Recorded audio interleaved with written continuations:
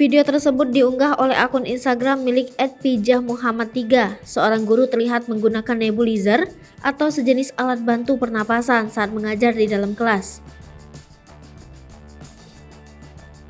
Ibu tersebut tampak sesekali menghela nafas lantaran masih dalam keadaan sakit. Dari video tersebut terlihat keadaan kelas sedang melaksanakan pembelajaran tatap muka yang sedang memaparkan materi dari proyektor layar menggunakan laptop. Melalui kamera perekam, ia bermula saat ia menyoroti dari arah mejanya, lalu memperlihatkan sang guru yang mengenakan hijab berwarna nude tengah duduk membaca buku sembari menggunakan alat nafas oksigen.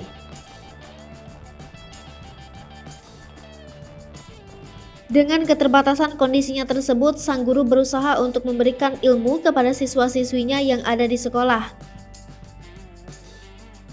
Tidak diketahui pasti apa penyakit yang diderita seorang guru tersebut, namun dedikasinya sebagai guru dalam memberi bekal ilmu membuat anak muridnya sangat kagum dengannya. Hingga video tersebut diunggah telah mendapatkan atensi dari warganet.